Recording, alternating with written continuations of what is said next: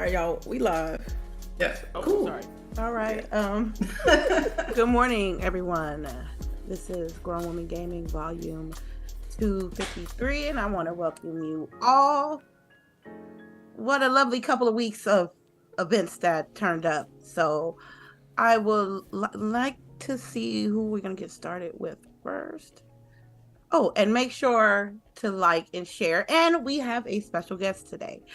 We will get to know our special guest in a moment, but I want to introduce the ladies and to see what y'all been playing, actually, what y'all been doing, what y'all been playing. I know it's been a couple of weeks, and I'm going to just start off with the rotation with our special guest. Let the people know who you are and what you've been playing this week.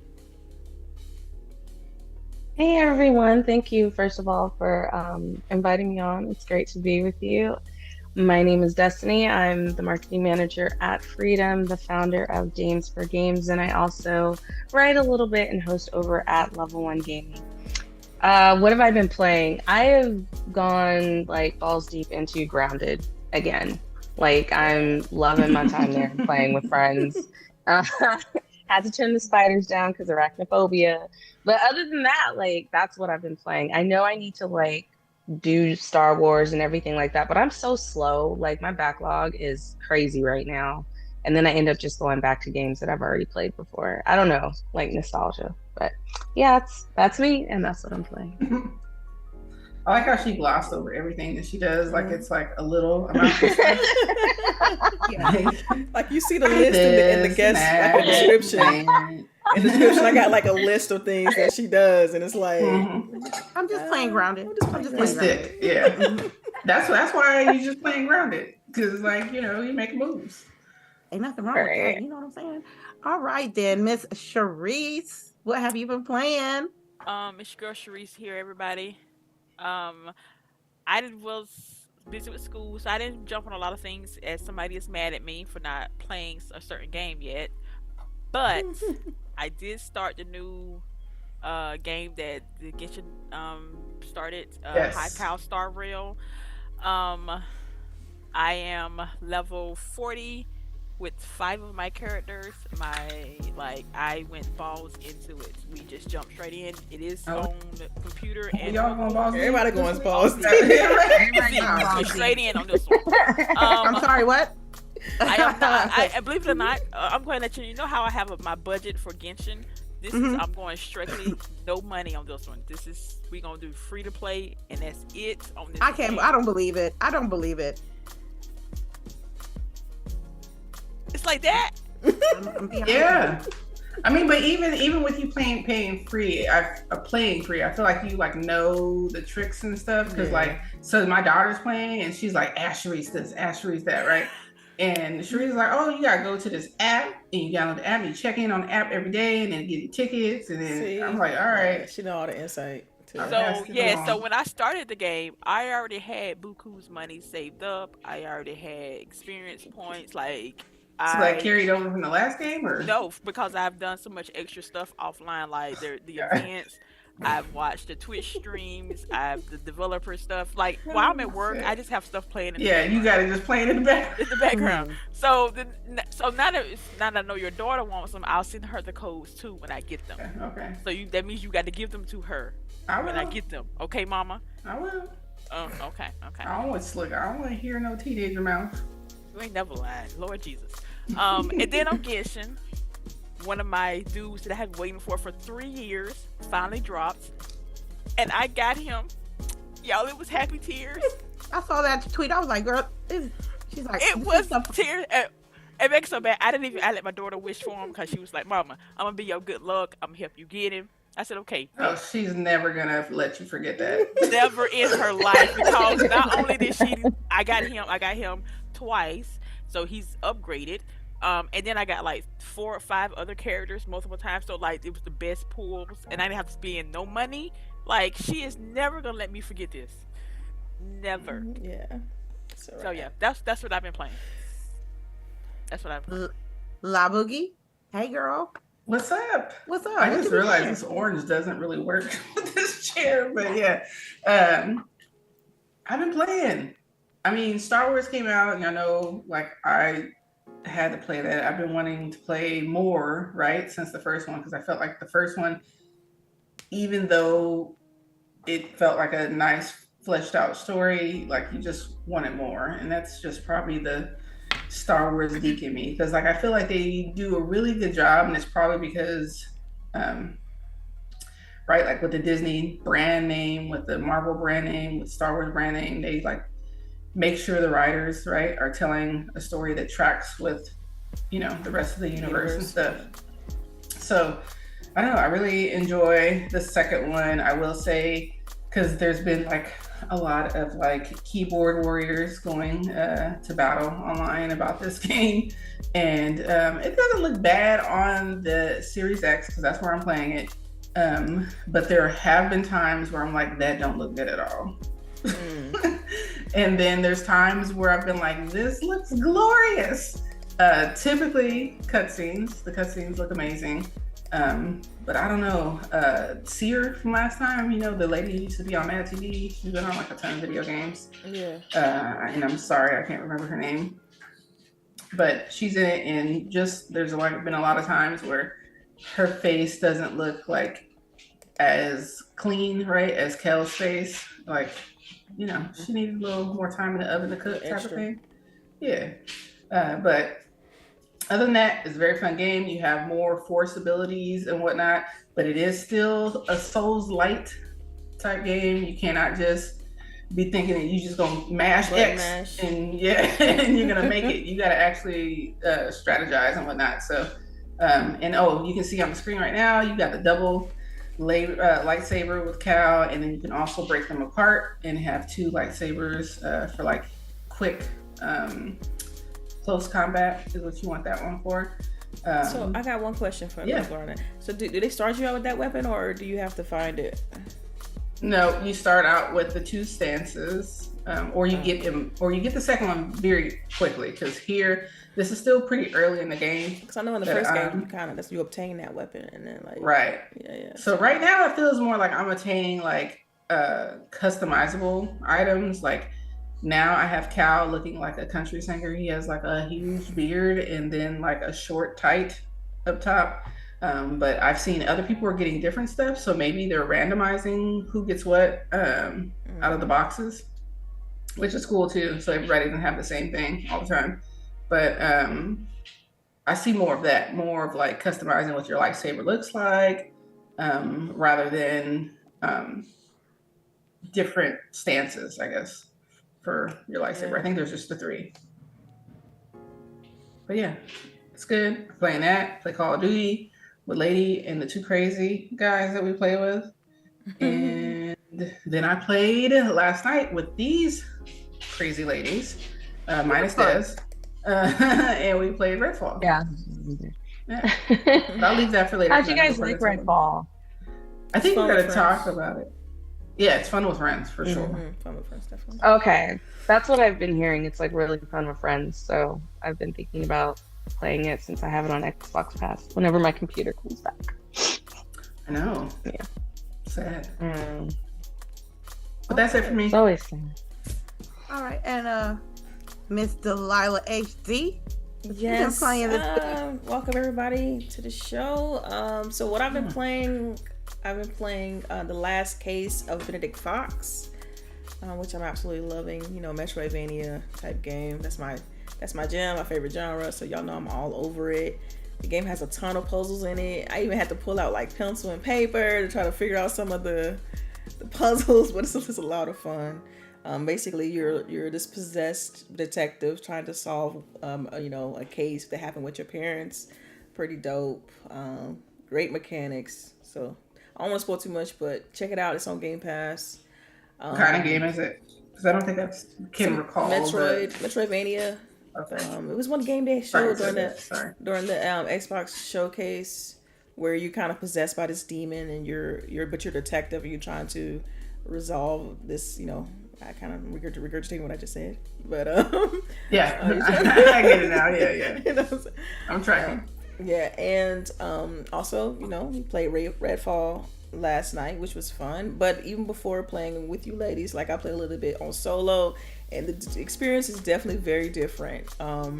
I do like the real-time cutscenes. It was cool to kind of see you all in like some way as you know, because I know what it's like playing solo. I could see my character, but when we all played, it was cool that they included you all in the cutscenes, and you know, I thought that was dope.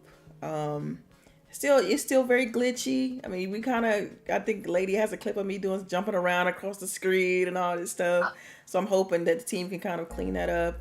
And I know we'll get into it falling later. through the ground, right? Like yeah, like something's going on there. So, but I know that's one of the topics. So I don't want to kind of dig too deep into it. But it was fun. Like I really enjoyed playing with you all and kind of just doing something different outside of my solo run. So. And also I tried to go back to Ghostwire Tokyo, but it's just hard. Like now I'm like super creeped out because I got to a part where it's like a lot of jumpy, it's a lot of jumps things happening when you meet the bosses and enemies and stuff. So I'm like, I didn't think it was gonna be scary. It turned like Survivor hard on me, like I don't know if I can play this. So the light about to put it down, right? So I had to go to the archives. You know what I mean? But yeah, that's it for me. All right. Yeah. Well, if y'all know, last but not least, I'm Lady Infamous. Welcome and good morning. We know Call of Duty was on the rotation. We knew that. We know that we played Redfall because we streamed it last night on GWG. Look, it was Cinco de Mayo. I had me some tacos. I had some tequila. I had fun. I had fun playing with the ladies, and that's like the best part of that game. But we're gonna talk about some other stuff about that game later. The ones that I want to highlight is Sifu. We beat Sifu. Okay. It was pretty good. What difficulty? Student, girl. Girl, no. I might go back and do a level up since I know the bosses now and what I'm gonna have to deal with now. Yeah. I might, but it was still hard. I love the boss battles. I think it was too small. I think a couple of more boss battles, I would have been in there. It was just not enough for me. And I heard it was a choice to either spare him or kill him. I didn't give him the choice. I didn't spare him. But I like the story behind it. I like the combo moves. I like one of the perks were like you can grab an object and automatically throw it to the enemy. I thought that was great. You guys give it a try. You ain't got to play it on Grandmaster mode. It's just fine on student. So another game I was playing is Vampire Survivors. They had a new DLC for $129. It's just one map, but I mean, that's a nice little. I enjoy the game, so I got the DLC, so I played it and did a couple of runs. My goal for Vampire Survivor is to try to complete the game with everybody every character that I have right now. And I have a lot, probably maybe 16 to 20 characters, and I think I only completed the run with only 2. So I think you got more than I got. I think I got 15, maybe. I didn't know they have different characters on that game. Yeah. Mm-hmm, and would each one have different attributes and yeah. Wow. And some are hidden, so you might not even see them because there's one level that it's a tower and you have to go down till it gets dark, and then when you get to the darkest part of the tower, there's a character that you got to fight with, and then you fight them and then you get them, but you have to survive. Right? Yeah. So I'm still trying to beat all the first set of maps. I haven't even beat all those yet. Oh, girls, they got. I got the 2 DLCs. I think the first DLC was hard because it got a lot of close quarter temple structures. So if you're doing a wave and you're like 20 minutes in and you stuck on a corner, it's a wrap. It's a wrap. You gotta have garlic. You gotta have holy water. That's like the go-to. And you need a tiramisu. You need a tiramisu too? Get it twice, you got 3 lives. You know what I mean? I'm over here playing with her. I think I was already on Call of Duty and she was trying to finish a run. And she's like, I need some tiramisu. And I didn't know this was even in the game. So I hear this and I said, for dessert? You want Uber Eats? No. And she's like, in the game. I'm like, why would you need tiramisu in this game? because it's a revive, and you can upgrade it twice, so you can get 2. So I enjoyed that. So and that's all I have been playing this week. Chat, let us know what y'all been playing this week. I'm intrigued on what you guys been playing since the last time we've been here. Now for our guest, we do with someone who first come on the show, we do a few questions to see your insight, to let us and let the people know you a little bit better. So we just gonna get straight to that interview portion. Are you ready? I'm ready. All right. So Des, how was your gaming life started? What made you fall in love with games? What made you want to be in the field? I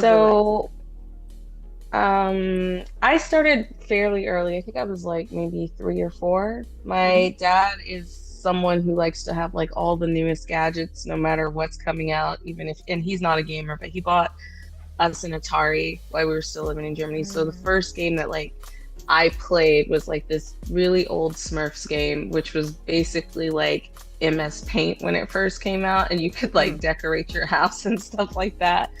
And I was in love with that. And then of course, like we had like a couple of other games, but that was the first game I got into. And I don't know if that's what turned me on to being like really into video games. I think after my parents got divorced and we moved back to the US, my dad was still in the military, and that's when the Gulf War was going on. So like he had to leave me with my grandparents, and he sent me and my brother a Game Boy. And so that was the first console that I had, was a Game Boy, and my first game on it was Batman. And my brother's was what was his? I think it was Dr. Mario or something like that, which is like a kind of a ripoff of Tetris. But yeah, that's how I got into it. And I think I love playing with other people. And I think it's because I started off playing with my little brother. That's just like my jam. I'll play some games by myself, but most of the time I really like the company of other people. And I really miss couch co-op games. So yeah. Oh, okay, cool. So how are you gaming right now at this moment? Do you got consoles? Do you have PC, Nintendo Switch, VR? I have both. I have, like, you can't see them, but I guess I'm just like a nerd. I have the TMNT arcade machine right here. Yeah. So I have the TMNT arcade machine right here. And then over here, I have the Asteroids and Centipede arcade machine. And then I have 2 Switches. And what else do I have? PS5, Xbox, and I got all of those when they came out a while ago. They came out with like the Sega, and it had like a bunch of games included on it. So I have those and like the Super NES. But I'm mostly a PC gamer, and I would say that's because I'm always at my PC. So like I'm always working on it. That's the first thing I put money into when I need to like upgrade something. So for me, it just logically makes sense to like be gaming on my PC because I'm always here. And I just like I like being on Steam and having so many different games to play. I'm not so much a AAA game player anymore, though I do like some of the games coming out. Sometimes I feel like they fall stale. They're all very similar.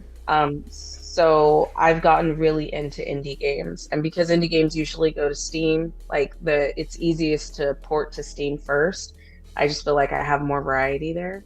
So yeah, PC gamer. So now I'm just curious about your rig though. Now you say you're a PC gamer. What's your rig? What you got? Like a graphics card? I bought a gaming laptop when I was in Korea. It's an MSI 7 Pro, but I'm getting one built right now. Actually, when I went, because my battery died. You guys don't know I'm on my like iPad. My battery died last night, and so I was like, oh shit, what am I gonna do? So I was actually having one built. I am not a person who knows how to build PCs. I literally tell people this is what I want to be able to do on my PC. What do I need to buy? And then I just throw money at it. So right now that is being taken care of.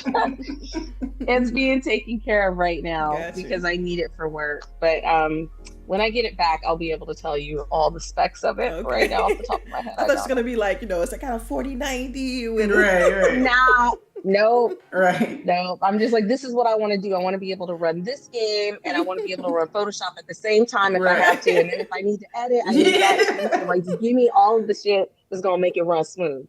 That's basically what I do. So it's probably gonna have a 4090.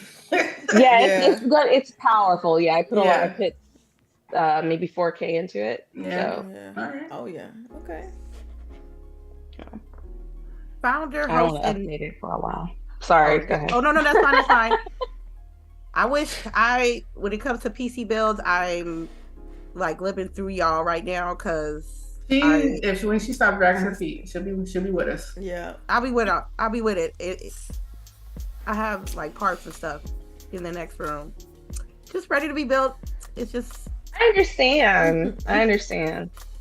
It's. Well, I probably bully her though, because I feel like I've definitely bullied CHAREECE into doing it. Yes. And then, so Delilah and I bullied the other two. I piggyback Boogie, so when Boogie starts bullying, I'm like, go. Yeah. So, but we got CHAREECE to do it, and I don't know, CHAREECE, would you call yourself technical? Okay. All right. So CHAREECE is technical. But she does level it 1 to good. 5, or She maybe a gets it 6. done, Maybe a 6 right. and a half, 7. But we got her. We coached her through. And even she had a hiccup, and she still, she made it through. That's the side. Good for CHAREECE. I mean, I'm gonna do it. I'm gonna do it. I ain't gonna be spending money on these parts, and I'm not gonna build nothing because you know that because one thing led to another, and it was like, fuck it, we just got to build a new PC. So I'm in that process right now, but hopefully my mission will be accomplished sometime soon. No, don't feel bad. It took me forever. Like I had the parts sitting since last year, and then I happened to be at Assyrian, and it literally all I needed to put in was like the memory and a fan, and it's been sitting there for 2 months. So do not feel bad, because then when I was at Assyrian, I was like, do y'all like put shit in PCs? Like, can y'all do that? And you were like, yeah. And I was like, okay. And so I took it, and he saw that it was just those 2 pieces, and he's like, it's gonna be $79. I was like, facts. Go ahead and ring me up. Just put it in there, because I can't do it. Just make it happen. Oh my god, I'm so mad, yo. I would have did the same thing. I need to learn how to do it. I do. I need to learn how to do it. They should have given it back to you already. You talking about like 15 minutes of work? Yeah, easy. I know. But I needed to come back so I could be here, so there was no time to wait for it. So this was more important. They're gonna make it right anyways. Yeah. So we appreciate it. All right, let's go with the next question. You got a lot of hands in a lot of places. Founder, host, manager, writer. How do you maintain it all? I don't know. People like ask me that. I think it's just I'm really passionate about all the things that I'm doing, so it doesn't feel like work all the time. Like there are times where I start to feel like overwhelmed, like damn, I'm doing a lot, and like I can't take a break because then there's nobody to like step in and do those things. But I think I'm a bit of a workaholic too. But I have goals that I want to meet, and I think just being a Black woman and being in this industry and other industries, I always feel like I have a point to prove, and I don't have a problem with proving that point.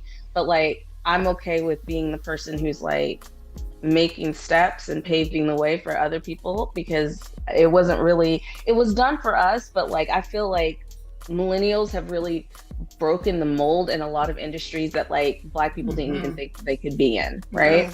Yes. So it's the same thing with this showcase. Like everybody was talking about doing a showcase that featured women and nobody was doing it. You know what I'm saying? And it was just like, you had these really big organizations. So it was like, yeah, we really want to work together and put together. And they have the money and they still didn't make it happen. And this is going to sound so terrible, but I literally feel like it's always a Black person who starts something and everybody else wants to jump on it. I real feel like that, especially in the United States. And they're like, like, it's just, why did it take me?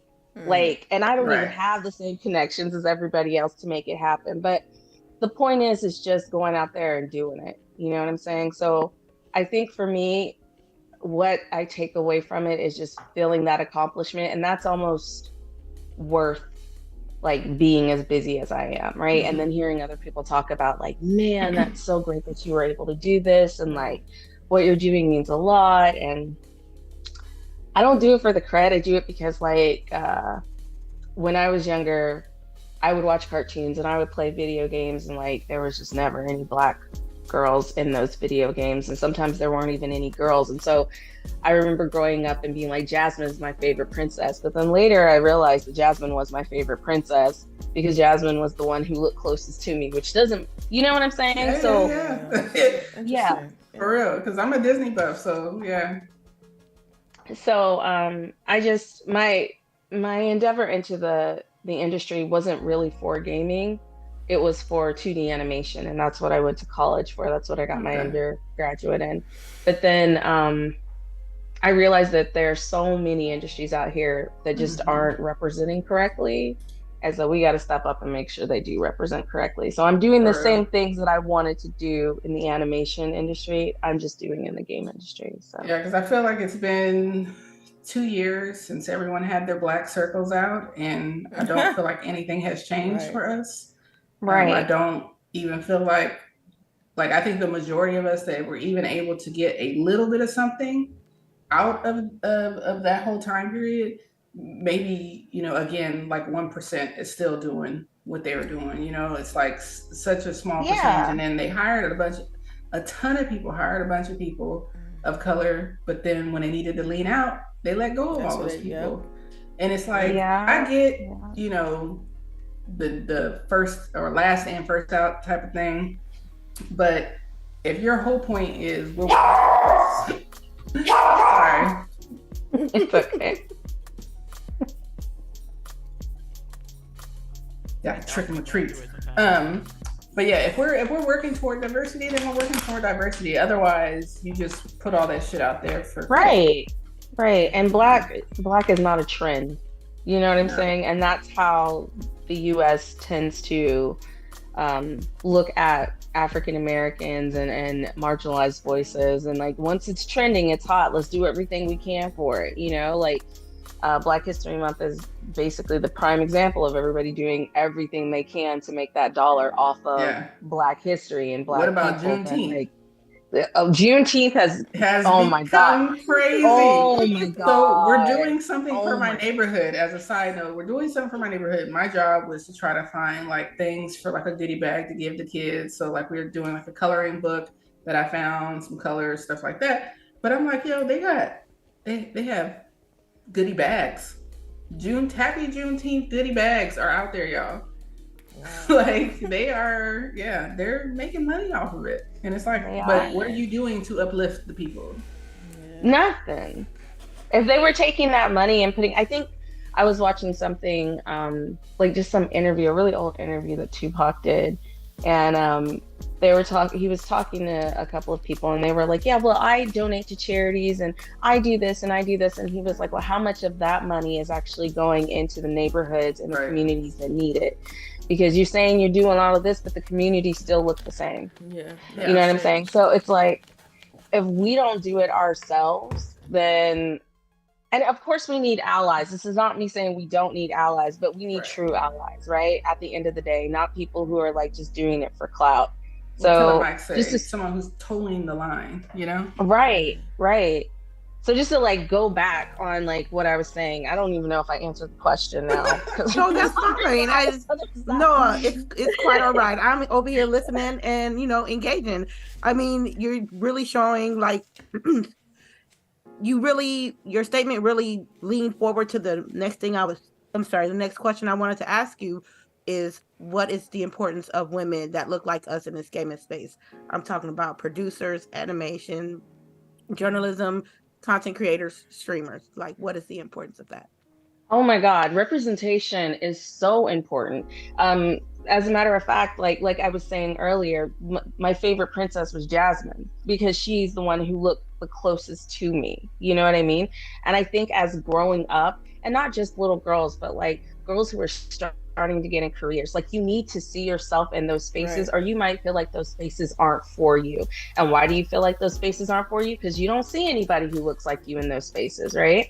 And I think right now, especially in all these top industries, it's a lot of white men who are leading these roles and then hiring other white men. And then you have like a few, like Sarah Bond, right? Everybody knows who Sarah Bond is. but like, why is it just one? You Right. know, like It's we funny. need more Sarah Bonds.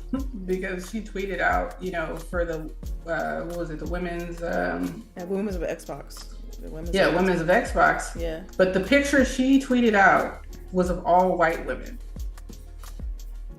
Right. So I'm like, this is great, but are you guys doing more for diversity and inclusion? Because I've noticed that in tech is that they're hiring white women, but they're not hiring any other women of color.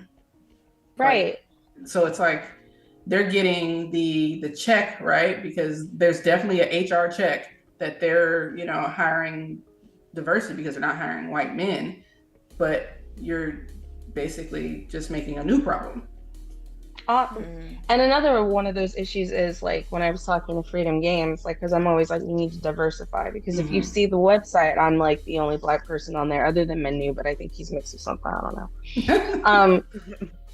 So the thing is that like, are you looking in spaces that have Black people who are applying? You know what I'm saying? Like, if you're looking in the same spaces and you're getting the same applicants, then you need to expand your horizon if you truly want to say that we're trying to make a diverse company, right?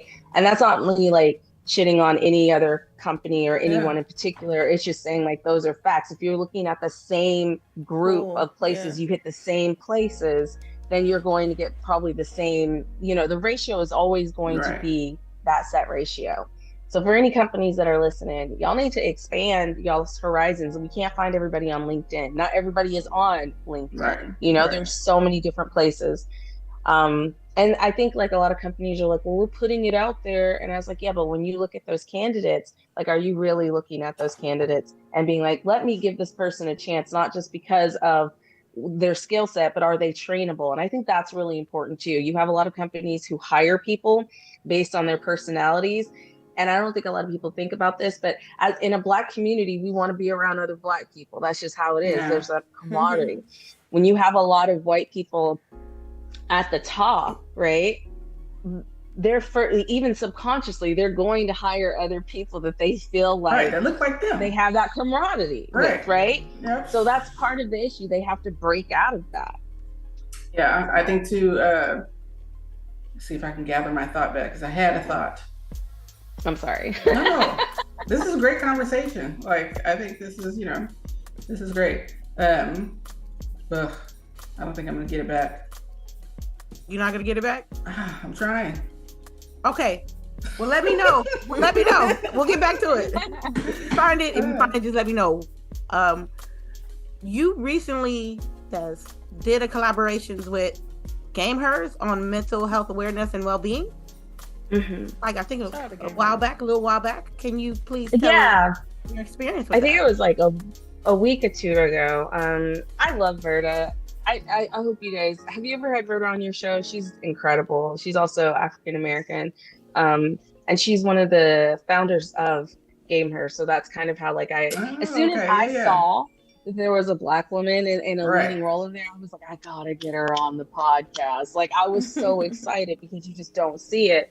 But she asked me to come on, and it was a very interesting like experience, because like everybody else on were like doctors and stuff like that, and I'm just me, you know what I'm saying? So like all of my advice is very like off the cheek, like, you know what I'm saying? Like, have your donut and your cakes, and then that's just yours. You don't got to share that with your husband, your boyfriend, your kids, or nothing. Like, that's yours. Treat yourself, And then like make sure that you build a tribe that's really truly supportive to you.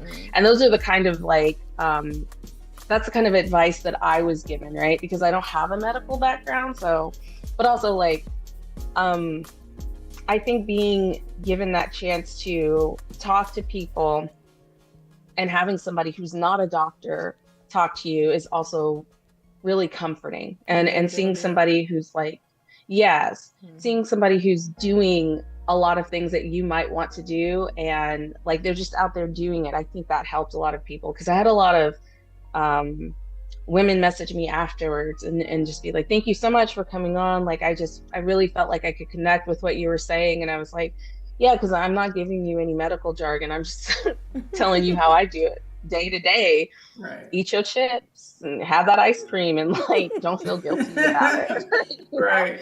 So, but yeah, no, that was great. And I think the Gamehers is an incredible platform for women in gaming. And I love that like they're continuing to do things like this because mental health is so important. And especially just in the Black community, it's been taboo for so long. I remember I used to have like anxiety breakdowns like at school, like I think it was my junior and senior year, because I was just so stressed about like, am I gonna get into a good college and stuff like that? And I would just start crying in the middle of class.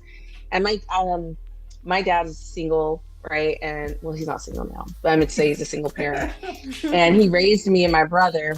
I mean, he was barely single then either, but that's a whole nother story. So he raised me and my little brother, and so he would have to get off work and come get me. But like, instead of being like, you know what, maybe we should talk to somebody about what you're going through, it would be like, you know, you probably just need to eat. We're gonna get you something. Right.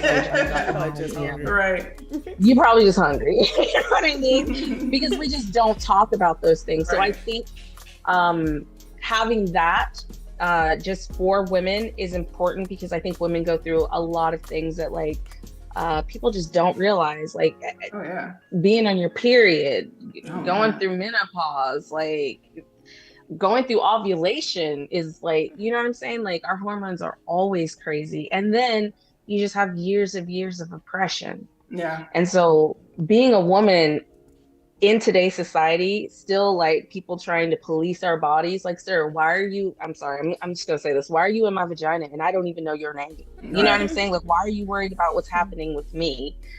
And then being Black on top of that, right? So if you have the ability to talk to someone and make sure that they're Black as well. Like if you're a woman and you need someone to talk to another woman, right? If you can find another woman, because I feel like sometimes they don't make that very important. Like just find a psychiatrist. And that's really important. And just because you find a psychiatrist, if you don't click with that psychiatrist, you can absolutely fire them and move on to somebody else. Like find someone who understands your struggle. And the best way to do that is to find another Black woman if you're Black. Find an Indian woman if you're Indian. You know, find someone who has dealt with the same kind of shit that you've dealt with coming up in your society. So I mean, it was a wonderful already experience. know that like they're my therapy on the weekends and throughout the week sometimes, you know, because sometimes every day. This day it's like therapy. Whew, you know, it's a definitely a have that tribe, right? Exactly. And so I appreciate you all being in my corner, you know what I'm saying? We appreciate you too, Delilah. But like back to what you were saying, just like we just don't know. I feel like we see it, right, talking about therapy, but we still don't talk about it enough, and especially in the Black community, especially for Black men. I feel like Black women have been more open to therapy. And that's probably because we are becoming, or we are, the most educated demographic. With education comes knowledge, and we know that this will help us, right? But it almost seems like such a pushback from Black men to see therapy, to have therapy, you know. That's a whole nother podcast. A whole other podcast, right? Yeah. Thursdays on Therapy Corner. Yeah. All right. I would like to Dames for Games in June. Am I correct? Yes, ma'am. June 7th. All right. We would love to know about the project, what it entails, what's going to happen in the next few weeks, and the floor is yours. Oh my God. So this has been something I've been trying to put together for 2 years, because I've always felt it's really important to give people a platform to speak on. And especially Black women. I know that's wild, but I'm Black, so that's who I'm gonna root for first, regardless. And then, you know, everybody else afterwards. But like Black women in general, I just don't think we get enough props for what we're doing. Like, how many people do you know in the industry that are doing things that look like you? Like, I didn't realize, me being a marketing manager, like so many people were like, yo, that's what's up. Like, you're a marketing manager. Da, da, da, da, da.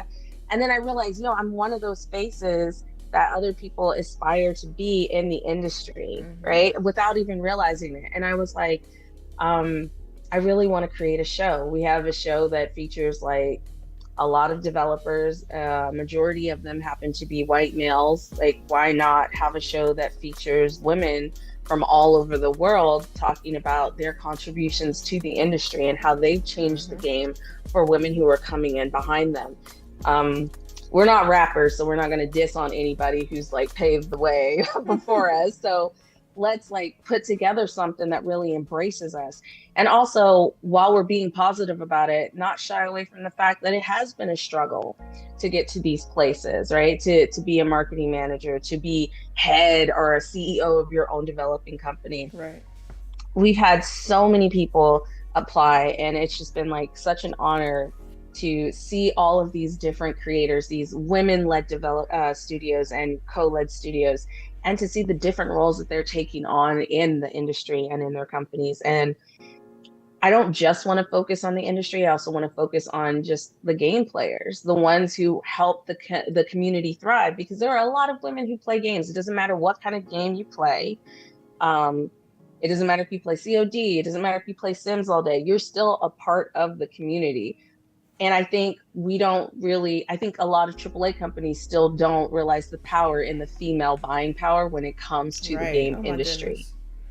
You know what I mean? So having them come on and just tell us why they love gaming and why it's important to them, and putting it on a platform where like it's going to be visible to other people, like having it on IGN, which is one of the biggest news outsources for gaming and things like that, having it on Twitch, and having it be a safe place where you can talk about what you want to talk about without being sexually harassed or having a bunch of toxic people come at you. Like, I'm sure there'll be people in the comments, but like, that's not the point. The point is like, you're talking to me, you're talking to other women, and we are just having a conversation about our love and creating the change that we want to see. So that's basically what Dames for Games is. Okay. Do you have official dates? You know where it's going to be streaming at and everything? June 7th. It's going to be after. So first it's going to be the Guerrilla Collective. So you guys make sure you check out that. Then it's going to be Black Voices in Gaming.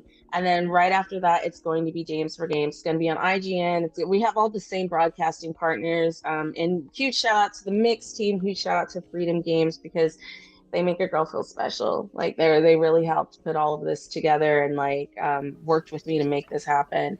But yeah, more details will be coming out soon. We will be pushing hard on marketing like the 2 weeks before the event. So like, you'll know exactly what time it's going to be on. You'll know like where to catch it. We're going to have it on our YouTube channel.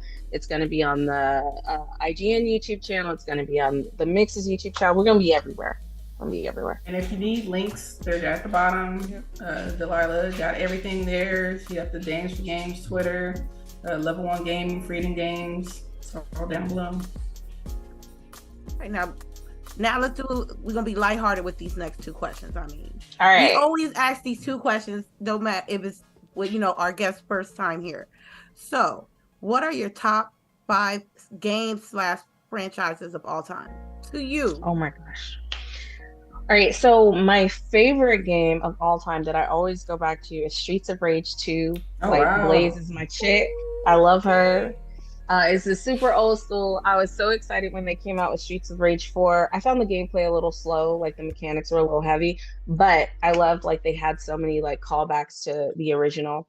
All of my games are going to be old, by the way, y'all. So my second game that I just have really fond memories of is when the Sega Genesis first came out and Sonic came out with all of those bright colors. Bruh, me and my brother used to play it like non-stop. I don't know if anybody remembers like how bright and beautiful that was compared to all of everything else. The speed of the game too. Yeah. The speed, oh my god. Sounds, and the music, the music was bumping. So Sonic, you like bring up all memories, like you turning on the Sega and hearing the game start. Oh man. My third franchise is Final Fantasy. Listen, Final Fantasy VII is the first game I ever cried over. Like, the first time I ever played a game. And listen, this is not a spoiler, and if it's a spoiler, I'm sorry. The game has been out for over like 20 years. But when they killed off the main character, I won't say, I was still waiting for her to come back. You know what I'm saying? Like, and I felt super bad because I didn't take her on a date. I was trying to be funny, and I took Cashapp, which was hilarious to me. And then in the next scene, she basically dies. And I was like, oh my God, I should have taken her on the date. I was super sad about that. Wow. So, really excited about the remake. Everything looks beautiful in it. So that is my third game. My fourth game, it's probably the first MMO that I had like just a lot of fun in, and that was Terra. And I don't know if a lot of people know what Terra is, but they actually shut down. Yeah, they shut down the video.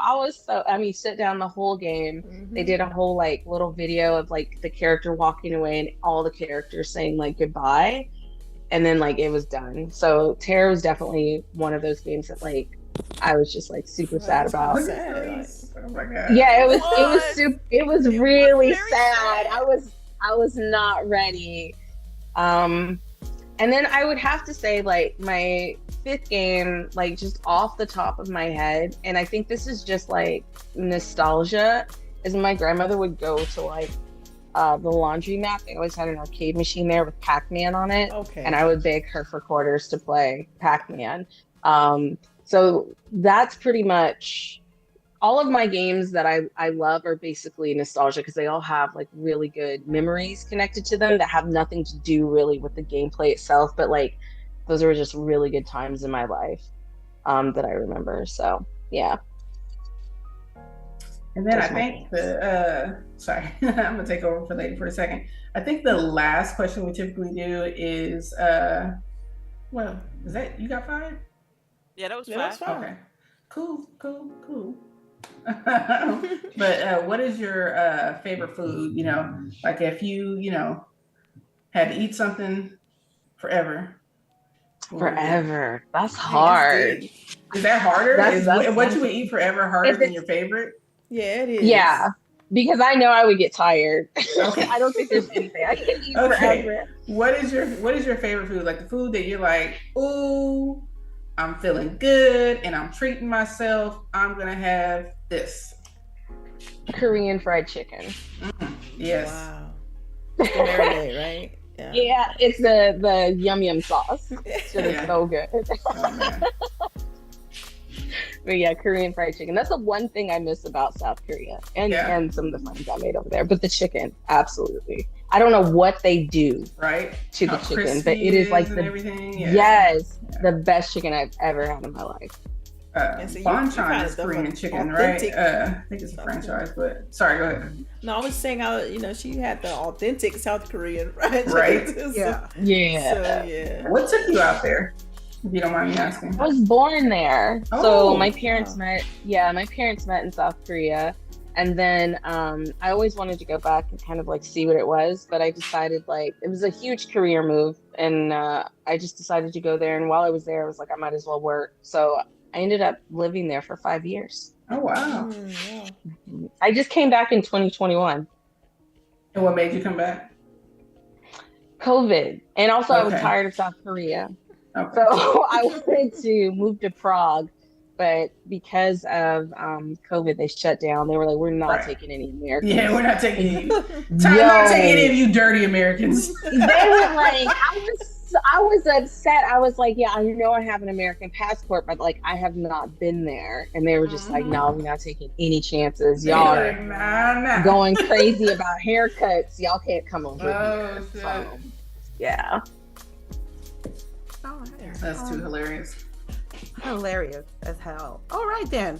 Well, that concludes our interview portion of the show. I loved getting to know you at this with those questions. I think it's important to have, people have their individualities and sometimes answer some, ask some tough questions or some deep questions that have some serious undertones, and we sometimes have to discuss it and voice it and, share it with y'all, because it's not always sunshine and rainbows when it comes to content creation and just trying to be in this space.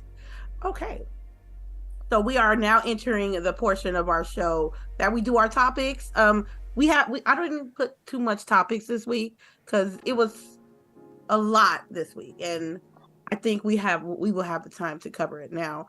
I would like to discuss our first topic, which is I'm hearing whispers of the PlayStation 5 Pro. I'm quote, let me quote me on this. 100% in development at Sony. The dev kits are coming out soon. They said that they're trying to release it at the last quarter of 2024. And I would love your ladies' input on this. Is it need to be done? Is the refresh phase has begun, or are you just taking it with a grain of salt? Let's start with CHAREECE. Ma'am, why you start with me? But it's okay. Because you're on top of my Zoom call. Okay, let's go with that. Ma'am, y'all literally told me before the show started that me charging my controller with my PS5 does not count me using it. So, damn. Not that I don't mind about a refresh because it happens. I guess that's the thing now. But like, is it gonna be better than the PS5? I mean, the original. That's the point. Yeah. But it's sitting right here, and I'm looking at it. And it's looking back. It's looking back. It looks like the Tower of Saruman from Lord of the Rings. Don't it? No. Yeah. It does. Wow. When the lights come on too, the lights, it's like yeah. But forget that. What am I play on it? Where's the games that I want to play?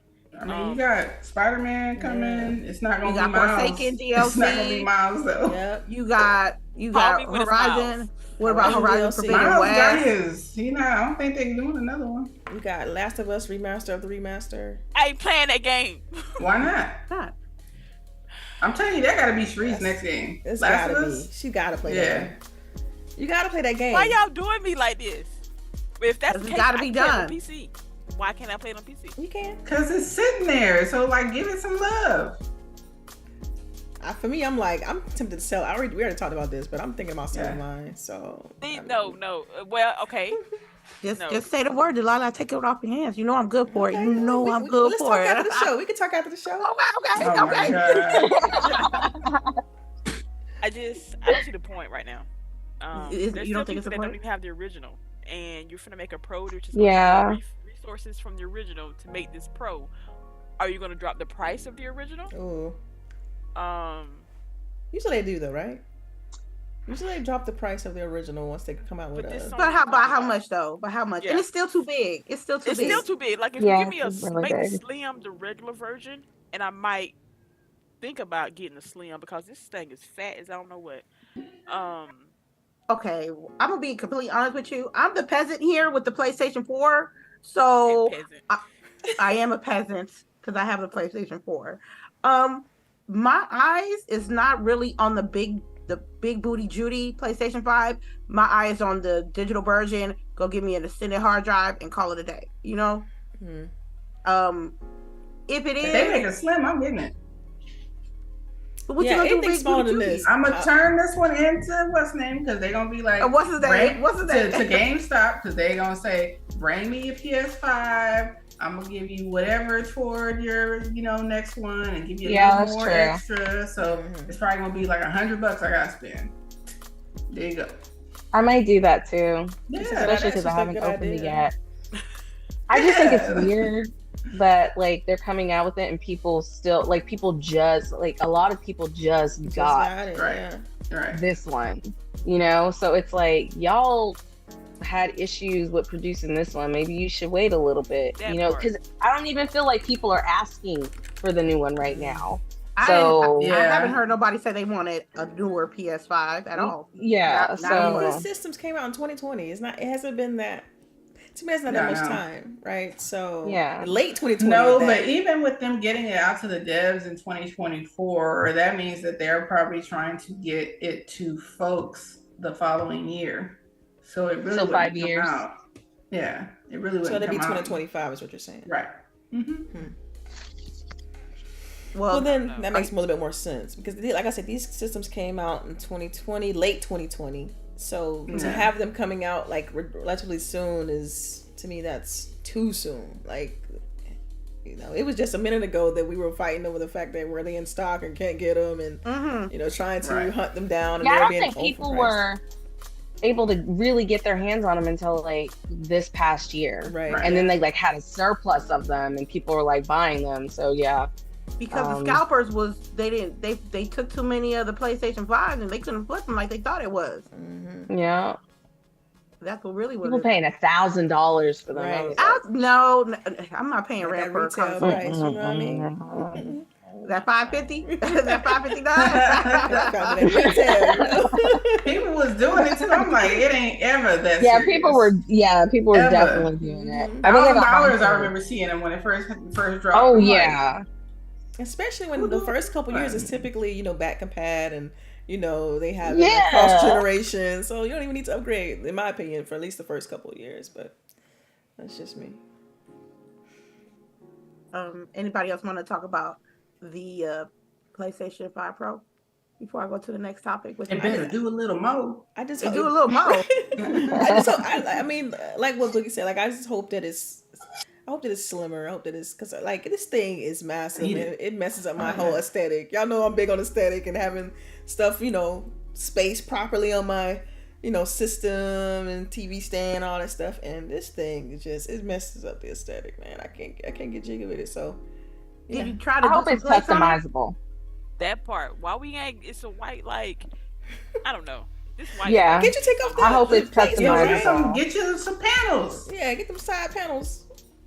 But then I got like screws and stuff to get them on and stuff. You don't need nothing. No, you can pop them off. Yeah, they don't screw or anything. I just want to be able to like order it with the color I want. Thank I you. don't do What nothing she extra. Yeah, Just did you plug see it that in the Final play. Fantasy one that it's their panels still? Yeah. So people like you who don't want to have to put on panels. Be like Xbox, but also like Xbox sell the Black Panther one. Like I don't know why y'all did that to us. Like that was disrespectful. Yeah. That's always you're just like, didn't y'all know that like all of us would have bought this? Yeah. Like, yes. all of us nerds would have bought this. Yeah, it's because it's expensive to make the shit, you know, to make it limited quality. It'll sold out. Make it limited quality. I would have paid a little extra. I'm not gonna lie. Yeah, I still want that Halo joint, but I don't want to pay. Yo, they sold out of that so fast. Oh my god, Boogie got one. Boogie got one. Yeah, it's in my room. That shit's $600-$700 on eBay. I kept like refreshing. It was like, nah, son, you ain't getting it. But I do love that. I got a plug and I still couldn't get one. I got a plug and I still couldn't. Every time I turn it on, I hear the Halo sound in there. I'm like, oh. All right. Anybody gonna get that Spider-Man remaster that's coming out? Probably. Another remaster? I'm just so like, no? I'm y'all. Just me opinion. You know, I'm tired of remasters. Like, let's get with the new stuff. Let's go with the new games. Like, we've already played this stuff. It's a media darling, Delilah. I mean, I feel like Disney. I'm getting Disney. I'm tired of the milk, you know. You tired of the remaster? I feel like Sony is a league of their own with the remasters. Remake, remaster, and then what's the next one? Fully remastered. Like, what's the fucking difference between remastered and fully remastered? Oh no. Y'all got like one car model and got like all these other subs underneath. Yeah. What's happening? Well, some of them is different tiers, right? Because you got the resolution increase, and then you got the all assets completely redoing all the assets, and then that's right. Though. If you never bought the remaster, it's $50, right? If you bought it typically on your PlayStation 4, it's a $10 upgrade. Am I right? I think that might be it. Okay, question. Well, some remasters are full price. We done seen that. Like some. Yeah, I was gonna say. Yeah, I thought it was already remastered when it came to the PS5, and it had the Miles Morales edition added into it, and with all the DLC. What was that? Was that a remake? I can never like figure That's out what it. because I know Remake and Final remaster, Fantasy is a like- remake. Yeah, it was probably just a remake. Remaster is when they like just kind of like update the graphics of the old game, like they're remastering it. But a remake is supposed to be built from the ground up. So like Final Fantasy VII is a remake of the game, right? So yeah. It's kind of like Resident Evil 4. That's is a remake. it. Yeah, Resident Evil 4 was a remake because they just basically redid it. Well, it's the same game. They didn't change anything, right? Story wise, right, lady? Because you played through it. Can you repeat that again? I didn't hear you. Play what? Resident Evil 4 remake. Yeah, I played it. Right. So it was the same. They didn't really change. Was it a remake or as a remaster? It remade because it was some stuff that was not in the newer version of Resident Evil 4 versus what it was originally was. Okay. So they changed a few things, like the interactions, the dialogue between Leon Kennedy and I guess the president's daughter has changed to adjust with the times because the things that they were saying in the original, you can't really say now. And that don't take a ton got of it. work. Okay, I just went ahead and looked it I'm up. just saying, switching out some lines don't change. It's not a bunch of work. It's still effort. It takes some time. So everything is fucking effort. Reasons effort. Shit. A remaster is an improvement in the visuals of the game without interfering with its other aspects. So if they add stuff to it, then that's considered a remake. A remake is a redesign of the video game while retaining its key characters and story elements. So Final Fantasy is a remake, and then that's the definition of it. Cool. And then there's a reboot, which is a new game with a fresh storyline, including some of the elements from the original story. So it's remaster, remake, reboot. There we go. Got all the rereads. I see that. So the only Spider-Man I recognize is Miles Morales. So I'm not copping this. I'm not a fan of Peter Parker. I keep saying it, and y'all can. There's some takes that y'all don't like, but I'm gonna say it because I'm gonna say it. I'm not. Even if I do get it, I don't even want the PS4 version of this remaster. Like for me, it's I want them to stop telling the same story, like with the Peter Parker story. Like that's with Uncle Ben, right? Uncle Ben, right? I know he died. You mean like here he go, he's about to die. This is so random. But do you guys know he's like a comedian and he basically takes like old cartoons and like revoices them? Have you ever heard of Ace Vane? No, but it sounds like okay. I'm gonna send it to you. Like, it's the best Peter Parker origin story you have ever heard because it's absolutely ridiculous. It is ridiculous. And I'm gonna send it to you and then I want you guys to tell me what you think. It's nothing like what you think it's going to be. It's straight ghetto. It's ridiculous. But you'll laugh. You'll laugh. I think I found him already. Yeah, he's hilarious. Yeah, if you go on YouTube and look up, like, I think it's like In Love with Mary Jane, like that's the first part of it. Like, yes, it is hilarious. I'm gonna send it to y'all. Here we go. It's so sad because when he does live streams, he's not that funny, and I'm always like, say something funny, but anyway, it's so funny. Marco. But yeah, his content's really funny though. We've probably seen some of these and didn't even realize. You've had to have seen them. Yeah. All over the place. All right. I would like to discuss about The Legend of Zelda. It's coming out really, really, really soon. Mm-hmm. And there are leaks. Yeah, the 12th. Yeah. I'm sorry. Go ahead. About a week. Yeah. There's some leaks out there already, and I wanted to discuss with the panel and our guests, are you guys copying the new Legend of Zelda? Is it going to be 60 frames per second? And did you play the other one? What's that game? I got it. The one I bought the Nintendo for, the Switch for. Breath of the Wild? Is that it? Breath of the Wild, yeah. The first one, yeah. Yeah, Breath of the Wild. Are you guys, is it a cop? Is it a drop? Is it a sale? I mean, I'm getting it because the kiddo is going to play it before me, and then when I feel like playing it or get to it, I'll play. Oh, man. I'm definitely going to get it. I mean, I have Dark Link up on my wall, so I'm definitely going to cop it. I don't know when I'm going to have time to play it, but I'm gonna get it. I always support Zelda. Yeah. And I will say, if she plays it and she tells me them weapons is breaking, I ain't playing. Facts. The weapons That gonna break. was- I promise. I promise the weapons is gonna break. How you know? I don't know why they already added that to announced the game. I don't know. I don't know. Everybody, like, I feel like there's no person that is like, I love that the weapons break. Who's saying it? Nobody's saying that. Nobody. That's a good point. Yeah, I mean, I'm buying it. You know, I don't even know. Yeah, right. It's one of those things where it's just, hey, I'm so used to getting the I'm getting latest. it. It's already reserved. Yeah, it's. I'm gonna have to go against the grain. I'm gonna say I'm a drop. It's a drop for me. I think you said this last time too, though, lady. This is not- Ain't nothing changed. Ain't nothing changed. Nothing. My experience with, I know people love Zelda and Link and the story behind it. I just don't care for it. So, but I wish the best experience for all the Link fans out there when the game Trying to make come sure they out. don't come for us. She's like, I wish y'all all the. Which was the first Link you ever played? Which was the first Zelda that The you gold ever played? one. The gold one. The On the very first Nintendo. one. The original Oh, okay. Nintendo. Legend of Zelda. That was the first one. I still feel like the Super NES one, A Link to the Past, is like the Yes, best one. that's it. Link to the Past and Ocarina of Time. Those two are Yes. tied. Yeah.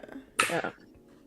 He's like, Yeah. which one you play? You ain't probably played the right one to be saying that. I was gonna say that. I was like, maybe you Yeah, haven't played Ocarina of the Time right is my one. all-time. Yeah. That's up here. Ocarina. Yeah. of Time. But I know there's might- a lot of nostalgia Link baked to the into that. Past. Yeah, it is. Link to the Past. I Do feel they like got it in the Nintendo eShop? Yeah, they Ocarina of Time? they should have Link to the Past and Ocarina of Time in the eShop. They should have both. Okay. They should, Did they yeah. remove a bunch of stuff, or was it like 2DS? It was 2DS games, huh? That they removed. Didn't they just remove like a ton of Yeah, there was library? a lot of old 2DS games, I think. They They gonna also are remove their shutting down staples, some like stuff. Zeldas and Yeah, Kirby's, nah. and they're not gonna remove Kirby. them. Yeah, Be there like, forever. right. Yeah, probably. Right. You're probably right. Like it's just there forever. Yeah. So, Yeah. yeah. But yeah, I'm- try Ocarina of Time, and I feel like you would enjoy it just because It's the so type of good. games that, because like just like you said, Vampire Survivor. You like what's the other one? The one the dungeon crawler. Oh, Hades? the Hades. Hades, Yeah, right? Yeah. Yeah, she would love. I think. Yeah, if you got into it, I think you would like it too. Yeah. You'd be Is it jealous. full price? No, Better not. Shouldn't be. you probably get it. Probably get an emulator. You know. Yeah. That was I said know- loud I know girl. I know everybody don't. When it comes to the Nintendo game and PC gamers, they be like, they look at you, they won't say nothing, and then like 30 minutes later they'll send you a link. Yeah. Right. They will send you a link and they be like, look, this is how you do it. This, and this. That's what I did with Golden Mhm. Sun because it was on the Game Boy Advance, and someone I sent don't me a do link. that. I buy all Played my on games. Yeah. Okay. I'm let me make sure I get this on record. All right, y'all ready? My lips said it. I'm just I gonna will be- say that. I am My lips said open-minded it. to trying something I haven't tried before, so I will Mm-hmm. look into Ocarina of Time, and then we gonna circle back, and we gonna have this discussion. Charisse, you're back. Okay, what are we? We're talking about the Zelda game. Cop drop or Why sale? does she look at the camera like that? Like, So yo, disrespectful. that's just right. We talked about this 2 weeks ago. Ain't nobody trying. We not getting that game, people. Why I'm getting it for not? my daughter. But not for you. It's not for me. It's not for It's me. enough for you. It's a no for me, dog. I tried to play. Which Zelda was that? Breath of That the was Wild. on. No. GameCube. Oh yeah, Oh yeah. shit. Which was that? When we was in college, Delilah, what was that? Is that I Majora's I'm Mask? thinking. I don't know. Majora's Was that Mask Majora's Mask? Majora's No, Mask was no. still on 64, I think. Yeah. I don't Majora's know. Mask Anyway, was he had a 64. little ship and he was going to different islands. Oh, when he had the cartoon style. Yes. Oh, the God, I'm thinking. I Wi- can't. not I'm- Windbreaker. Windbreaker. Wind Waker. Wind I think Waker. it is Wind Wind Waker. I feel Waker. like Wind if that's, I feel like if that's the Damn, I last said one, you need to Windbreaker. like. No, Yeah. that was first and last. But they all aren't the so same. different. You know what I mean? Yeah, Like, they're not the Yeah, same. very That one's different. so different. Yeah. You gotta. that was them trying to try something. Yeah, they were trying something new with the way it looked and everything. Like that was with the yeah. big eyes. And then they didn't do the- that Yeah, he again. was Yeah, weird. that was the last time. Yeah. See, I'm telling you. It's a no for me. Damn, Charisse. High five, Charisse. She said, "Cause y'all bully me into so many other games, I'm gonna stand by this one. I'm gonna That's stand by okay. my name." I feel She like said we no. don't bully Charisse in the games to play games because she definitely be on her own fucking program when it comes to games. Yeah, she did. I do have a requirement though. Like, I have to like. I'm a RPG gamer. I love fireballs. Let me throw some magic at somebody, and I'm Yes, tell her about the last one. She's like, it has blue fire, so I'm buying it. I'm like, what the fuck? I don't understand why you don't want to play. How is that these your games. requirement? That's all magical. Yes, it is. And throwing, yeah, it's all magical. no, sorry. Could have got some blue flames on it. No, that's okay. Nah. No, Okay. I'm Damn. telling you, she plays. Naughty was blue.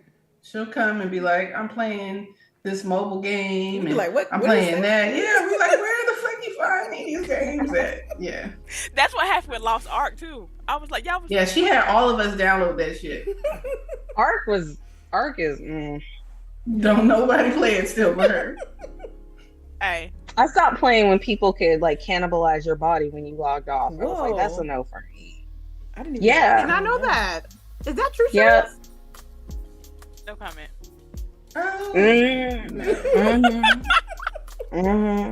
I was like, not me logging in and not being alive. Nope, done. That's why you always log out in the cities, in the safe spots. I'm just saying, can I log off in peace and then go about my day and come back and No. play the game? Right. No. There's a We're supposed rule to for come back this, and ma'am. find You some got to shit like follow that. the rules. Chop. Yes. Yeah, no. Wow. All right. I know that. So, Zelda's a I'm no. probably dead then. That's a no. Yeah, facts. I know I'm probably dead. oh my God, it's bones and ashes in there, girl. I didn't play that in here. Okay. So I would like to talk about Jedi Survivor. Star Wars Jedi Survivor. I thought I was going to pick up the name, but I didn't. All right. I think the only person who's been playing is LBOOGIE. So I would love her first impressions. For the rest of us, is it a cop? Is it a drop? Is it a sale? You ready, Book? You want them to do that part first? Yeah. Anybody okay. copy? I mean, I I'm gave gonna Cheryl. buy it. I gave You Cheryl gonna my buy it? husband, so he already Yeah. bought it. So I'm gonna be playing it eventually. Okay. Did you watch the movie of the first I one? That's did. what it was, I'm right? very You did? aware Alright, of what's cool. going on. Very aware. I'm all caught up. And you like I the story? watched like 3 movies just so I can make sure that I didn't miss anything. Mm-hmm. Great story. Okay. Yeah, I'm digging it. So, yeah, I'm ready. Okay. Charisse, Yeah, I mean, you I already copy? have it. I just been playing like other stuff. So, Oh, you've been playing other stuff? Okay. Des, are you planning to get the new Star Wars game? It looks really good. Like, I know, like, people have, like, oh, no, we can You still good? hear you. Sorry. So see, I hear you. my iPad is being weird. But it looks really good. I watched Hip Hop Gamer play it. Like, he was streaming it on Instagram, and it looks fun.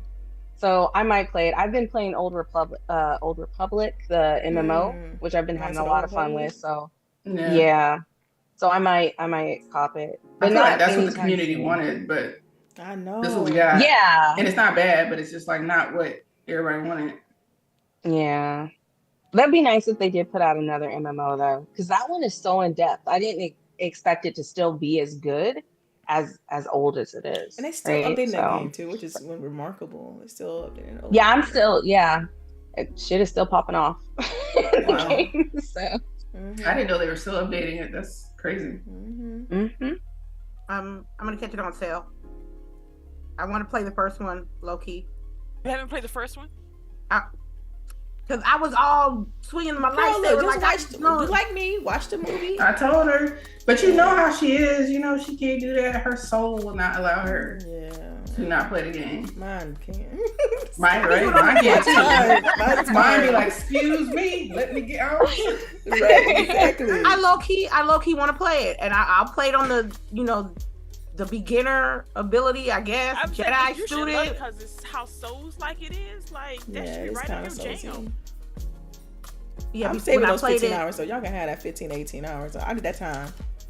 Time is money. I need that time. Man, if it's Souls like, and I put it on the easiest setting, and I can look up the puzzles, I can run through it. Get started then. All right. Maybe. I said maybe. Do it, but to do it. All right. Bet. So, but ain't nobody gonna be checking for that game when you streaming. They're gonna be like, what a new one at? Ain't nobody gonna check. They're gonna check this though.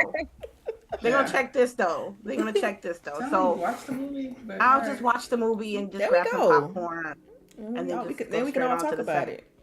Yeah. Okay. Yes, ma'am. All right. So I don't know. I'm enjoying the game. I already knew that I was buying it. Y'all know. I mean, Disney got me in a chokehold, right? Because just Disney, Star Wars, and Marvel shit, like, I would never not have Disney Plus, probably. And I mean, so many other things. I still go to the parks and everything. So, but I very much wanted more of this story. I love Cal. I love the time period it's in. This is right this is when the Empire has taken over after the New Republic, and this is also the same time frame as like the Mandalorian and stuff and Ashoka. So like I'm always still in the back of my head hoping that somehow they're gonna like mingle the stories and I'm gonna see one of those people. But the cutscenes, like I said, are amazing. I mean, I don't know if you see it in this one or no, I think it was in my second playthrough. Second video, but there's somebody that you meet who is also a Jedi, and just the spectacle of it. I will say that because I can't give too much away, so that's all I can say. I was about to say, cut your mic. Yeah. No, listen. I know, all right? I know not to spoil anything. For one thing, Delilah would be like, so not gonna spoil anything. I will say that the puzzles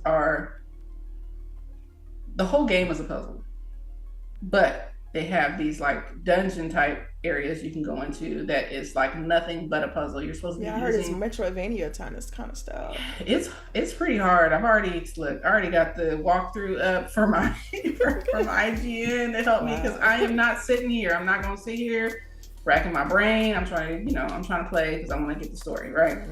But then you know how I am. I also want all the shits. So I'll also check all the corners, all the little pick me ups. But the puzzles are hard. Just be prepared for that. You have to use all your force abilities in most of these puzzles, so that makes it also challenging. But it's a great game. I mean, there are some times when it doesn't look as polished while you're playing through the game. The cutscenes are in the fight animations when you're fighting like a enemy. Those are probably the best times of the game, which are a great time. What are you on, doing performance mode or the graphics mode? Like, hell no, I'm not doing performance mode. They even show you. They give you an example, and I send it to y'all because they're like, "This is what performance mode looks like." One had the grease smudge on one side, and then that was performance. Gotcha. The grease smudge was performance, and the other side was quality. I'm like, who would choose performance? Like, why would you even choose that? So I went for quality. Frame rate. That's not a reason. Yeah. Right. And that's what it says. Performance is like, what is it, 60 or whatever. So I'm sure, people with their beer goggles think that 60 is like, the cake with the cherry on top, but not necessarily. So quality is much better. So if you're going to play, unless they patch performance mode, you're going to have the nastiness. But even still, like I said, there were scenes with Seer that I think she was horrible. Just her face doesn't look detailed at all compared to other characters. but it's a good game. It's a solid game. It's not, I don't think it's 100% of what it could be, but that kind of seems like how we're getting things now. So, but yeah. Recommend? Yeah, I recommend. I would say 8 out of 10 recommend. All right, I like that. Thank you for that. I really enjoyed that. All right, let's get to the meat and potatoes. I don't think we're gonna do tidbits or questions today, but because with this meat and potatoes we got. All right, Redfall came out this week, and a lot of things was popping off. I call it the Redfall saga because it was like that. You had video game journalism. Oh, okay.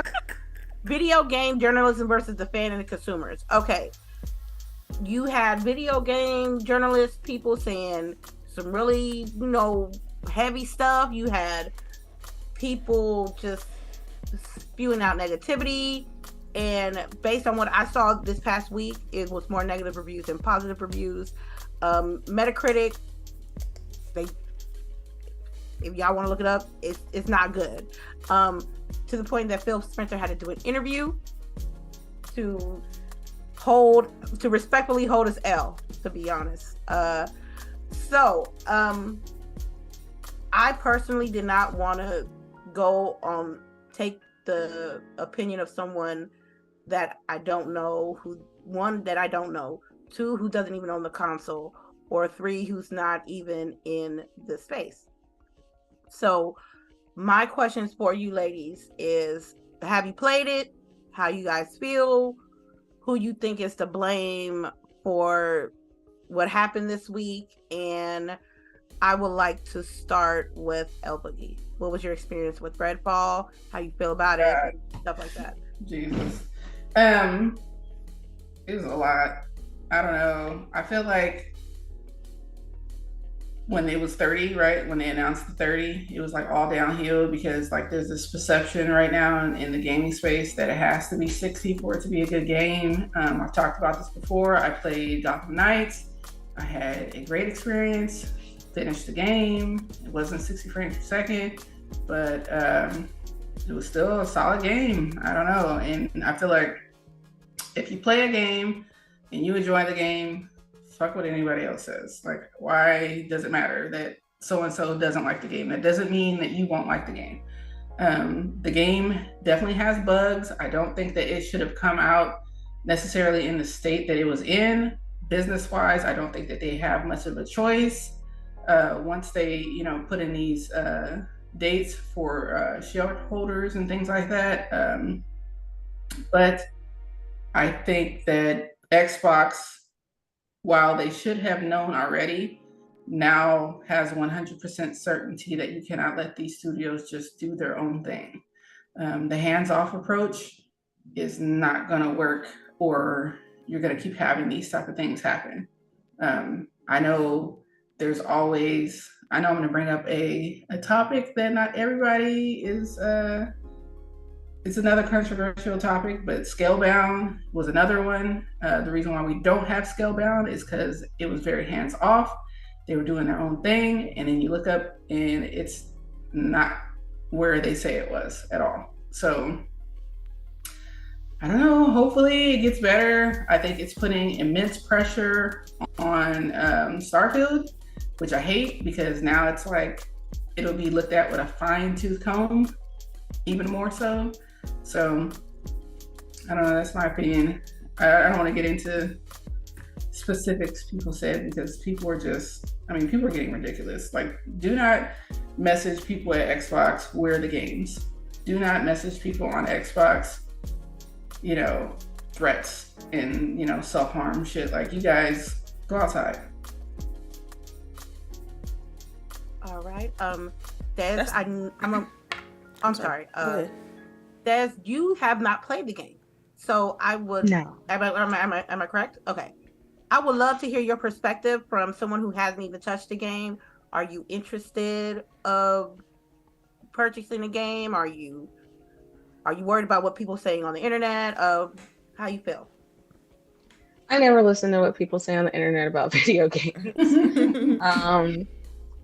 Because I know what I like and what I don't like. I know that now it's just become this thing where games are not shipped without having any issues or bugs. So for anybody who thought this game was going to come out without any issues and bugs, I was poo-poo on them because it hasn't been like that in a very, very long time. Yeah.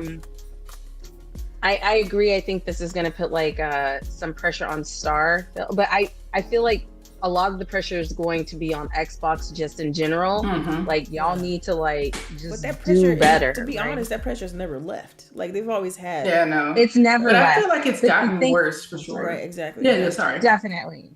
No, it's okay. But the thing is that and I say this on the Level 1 podcast all the time.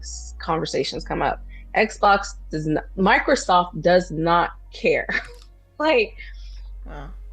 Sony and PlayStation, and that's not their competition. Microsoft's competition is Amazon and Google, right? So yeah, they make games, they have Xbox, but if they really cared, you would see progress. It's been like this for the longest time. So I don't think I honestly don't think it's something that they really, really care about.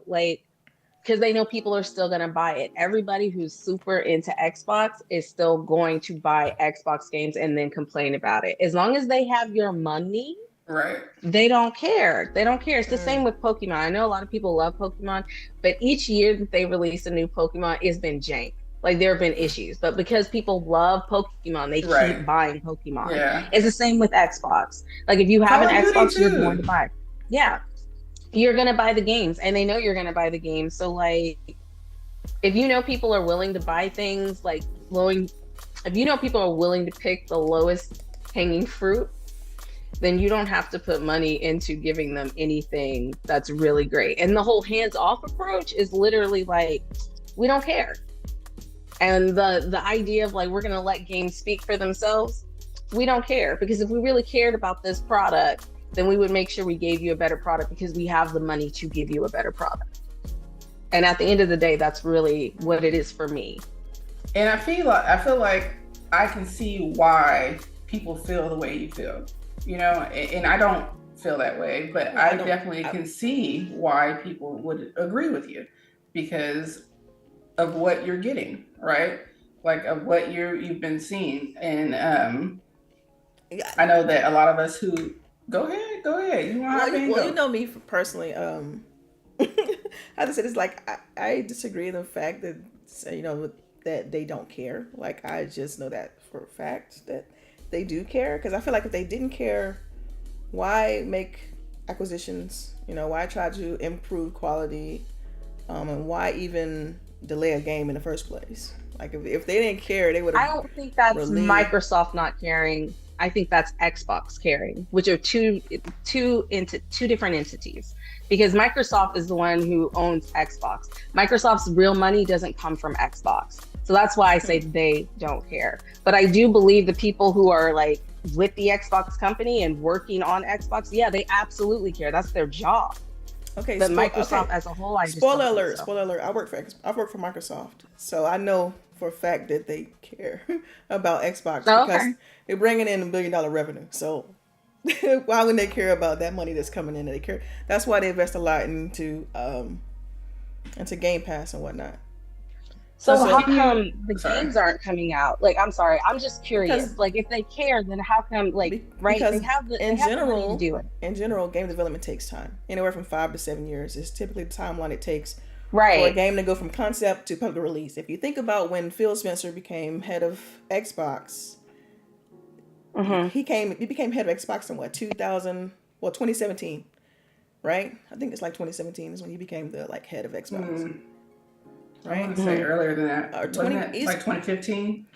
Yeah. So, but even still, even you can think about when the acquisitions start happening. It's when prior to him becoming the guy, he worked under a different person, and he wasn't. This is before they made the purchase to get Minecraft and all that stuff. So they didn't necessarily have the budget to make the necessary adjustments that they needed to make. But now that he's the guy, like they're able to, make the necessary moves they've been able to make in order to improve the overall Xbox brand, its acquisitions, its overall strategy in the space, and that's where it comes from. Mm-hmm. I just think I disagree. One thing I disagree on is the fact that they don't care. I do know that they care. Right, but you have to also see, Delilah, because I know that they do care, but you have to also recognize that people are going to think that they don't care when it has become. See, I think it's more of a it has become a trend. I agree with you. For me though, it's twofold, because to me it's also a level of perception that's there, because people are going to pretend that Halo didn't release at a 84 Metacritic. People are going to pretend that Hi-Fi Rush was an optimal quality. They're gonna forget the positives. They always forget the positives, there's but bias they harp on sure. Exactly. They harp on the negatives. So for me, and this is why it's like a little bit of it irks me a little bit, because of the fact that it's like no one ever see. They don't ever see that. They always want to point out the problems and the flaws. When it's interesting, because if you were to listen to the interview with Phil Spencer on what was it, Xcast. And he kind of alluded to that a little bit, because there's some things that, you can't say and can say in those types of forums. Right. But it's like the way that... I think Hi-Fi Rush was great. I agree with you. I think it was great. But they that came out a month ago. How long ago was that? But they didn't market it the same way that they've marketed Redfall. So if they had put the same marketing power behind Hi-Fi Rush, and then everybody would disagree with that. I can tell you why. Okay. And see, with Hi-Fi Rush, I feel like if they would have marketed that game in the same manner that they did every other title, people would have already been crapping on that game. They're like, oh, it's cartoony, oh, it's this, oh, it's that. They would have already been picking it apart, because it wouldn't be something that they're used to seeing from the whole, this typical Xbox game that people have grown accustomed to. So people would have already been kind of trying to poke holes into it, and at least that's what I think. I just feel like right now there's a lot of overreaction for one game, and Redfall, and even Phil mentioned this in the interview, that the problem with that game was the fact they felt as if they didn't jump on board to help them with Unreal Engine, and that's on them. He said that that's on them. They should have done that as far as helping them with Unreal Engine. So I don't think that I'm trying to be careful, but I don't think that. Well, I'm gonna say this. I think Redfall will eventually be patched and everything with that game, as far as the issues and tech stuff like that. I think it has its own flaws as far as its gameplay mechanics and some of the things that it kind of released with. That's a whole different story regarding the tech part of it all. And I think all that will be fixed, right? I just also think that people just jump on this Xbox hate train, as much as they do when it wasn't too long ago that Microsoft Game Studios got Publisher of the Year, right? So it's like damn if you do, damn if you don't. You have a good things there's ebb and flows. Sometimes every game is not going to be perfect, and that happens across the board. Every game's released with bugs. You got a game right now that's our gameplay for the show, and the Star Wars game, and we all know that it released on PC with a bunch of bugs, but guess what? It still got rave reviews. So it's not the same for every publisher. And so I think it's just people have gotten, I feel like in this, I'm biased, obviously, but I feel like Microsoft will get a fair shake in this entire space. So it is what it is. And that's all I'm going to say on it, because I can't speak about anything else. I'm going to do it. It's my turn. Okay. I played solo before I played with y'all yesterday. Mm-hmm. I'm going to keep it a buck. It looked empty to me. It's not perfect. It looked empty to me, so it was a lot of it felt kind of dragging for me as a solo experience of Redfall, that I was like, all right, I can do a couple of missions, and then I said, let me hold it down till I play with the girls. Now, when we played yesterday, I got further together with y'all, and I had fun. Yes, there are glitches. Yes, there are bugs. But let's keep it a bug. When the last time you had a game had no bugs? Let's remember the last time a game that you ain't had no fixes, or the last game you had no patches. Everybody, it's good to critique something that needs to be fixed as far as the game is concerned. But when it gets rude, when it gets disrespectful, when it gets people talking about people's families, about people's mental illness, people physical appearances, that's what gets on my nerves. And especially for people that, one, don't even got Game Pass, two, don't even own an Xbox or got, Game Pass Ultimate PC, but then you're talking about, oh, I hate Xbox and Redfall because they do this and this and this, and I don't own an Xbox, but I own a PlayStation, but I want to talk about it, but you haven't played it and you haven't touched it, but we're not going to talk about I know God of War had a patch. I know that Spider-Man had a patch. I know that Forsaken had a patch. Yeah, and all of them had several patches. All of them have had patches. Yeah. Okay. And for me, Redfall is mid, but it's not bad. But it ain't good. But for y'all to be like, Redfall the worst game ever on Game Pass? Yeah, it ain't the worst game ever. It ain't the worst game. Yeah. I think people like to just jump on hate trends, and I think it's sad because there's a lot of let's keep it a buck. It's a lot of dick pulling.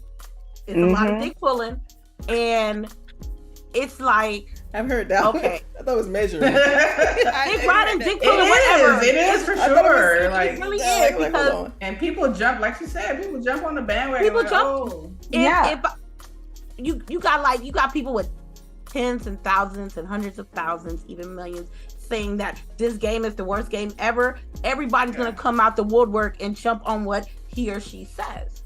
So I personally cannot trust 85% of y'all on the internet talking about Redfall, because at the end of the day, it's what the experience of what I played is the most important. And I'm going to be honest with you. I'm not playing this solo. I will play this with LBOOGIE, I'll play with CHAREECE. I'll have it available for the crew or my inner circle to play with. And we gonna just play it out. And after we done with it, we gonna uninstall it like everything else. But I think the excessive hate, the excessive criticizing, and behind all that bullshit is layers of people saying the game ain't that bad. Yeah, it's buggy, but I had fun. Yeah. Oh man, I had so much. I was gonna say I also think that this is a industry problem too. It's like everybody's trying to be Destiny. Like every game's trying to chase that Destiny bag, in my opinion. That's what it feel like. It's a live service game. Well, yeah, I guess that's what they're calling it now, like the live service game. I mean, if you even thinking about what was that one that you and Boogie talked about with the superheroes game, with the that was recently delayed till 2024. You talking about Suicide Squad? Yeah. Suicide Squad. They even same thing happened with. Yeah, like that's what they're trying to do, right? Yeah. Yeah, with the Avengers game, I think it was that came out. Was it the Avengers? I can't remember. Yep, it was live. Yeah. Yeah, like they tried to do that with that game. Like I feel like Redfall has its own elements of like it's trying to do like this Destiny thing where you got the loot and it's open world. You can go here and go there and get quests at these different hubs. It feels like it's trying all these different games are trying to chase what Destiny has been able to successfully build over years. And I think it's an industry kind of thing where everyone's trying to jump on trends when the trend it's too late. Like you need to just create something new, focus on that, create your own market. Right. And so to me, that's the problem I have, and I've been screaming to the rooftops about this. Like, just make a great game. Stop trying to chase a trend. And it's funny because we all as gamers, even whether it be on social media or what, have been saying the same thing forever. Like as soon as you hear that the game will have like some sort of loot or some sort of microtransaction, you're like, I don't want to play that. I don't want to deal with that, right? So I'm sorry. Let me take a quick moment. You said you paid $99 for Redfall? Who paid $99? Others ain't because he bought the what's name edition. Yeah. Well, it's just for Game Pass. You pay like $20 for the extra stuff. Yeah. What you doing? Yeah, maybe. I don't know. I'm just saying. If you paying for full, okay. My question is, if you're paying full price for a game, why you didn't get it on Game Pass? Maybe because you wanted to support the company. Yes, you have, and in you saying if you pay $99 for a game and it ain't up to your expectation of the $99, you have every right to be upset. But you cannot like downplay somebody else's gaming experience because they got it on Game Pass while you spending $99. I didn't pay. Also, I didn't pay. I'm sorry. I didn't pay no, anything. no, go ahead. I didn't pay anything extra than the normal monthly fee of Game Pass, and I got a good experience. And it's sad for you to spend $99 and you're not happy with it. I'm sorry, Des. Can you continue? I was just gonna say, I like I said earlier, I do not know why people are buying games as soon as they drop. Like that's I'm on yeah, you. that too. That's like there's literally only on certain you. ones I do. Because it's the excitement, and then like, there's and a that's huge because gap you're a huge fan, right? Usually, if you buy a game when it first drops, it's because you're a huge fan. But for a game that it's the first in its franchise, it's never been released before. Like this is not new that it's going to be buggy. Like if the same issue happened with Cyberpunk 2077, you know what I'm saying? Like you should just expect that it's going to have bugs. Don't pay $99 for it. Like that, I would never. It's so unfortunate in the industry, though. But it seems like no one is. Yeah, I think because no one has wanted to accept that it's not like how it was in the 90s. You're not going to get that anymore. Yeah. And it just seems like everybody is dragging their feet to come to the realization that this is a part of gaming now, that this is a part of the development cycle, that you're putting out something and then you're going to continually to work on it. Yeah. And they know you're going to buy it. Right. So, you know what I mean? Like even for the person who spent $99, they're going to put these games out. They're not going to be complete because not only are they getting, and we shouldn't be blaming the developers because it's not the developer's choice to push a game out before it's done. That's right. All right. So it's a lot of like the shareholders and the investors who are pushing because they want to see a return on their money. So like you have to also think about it business wise. Like, is this game going to be ready? When I buy it, am I going to be okay with dealing with the issues that are going to be in this game? Because like I said, I also work for an indie game publisher, so I understand like the development in the back end of it. And when games come out, because people, even though we complain about it, we've accepted it by putting our money into it, right? And they see that they can still do it because you're still going to buy it. Yeah, because there's some bean counter who has decided that they can put it out and capture more money, in the front end than it would be if they waited, type of thing. So. Exactly.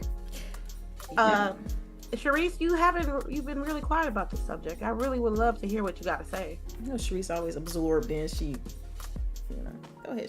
I like to take in the conversation and then I speak because, all of y'all have different opinions and all of y'all are elegant in how y'all speak them. I learned a lot of things from listening.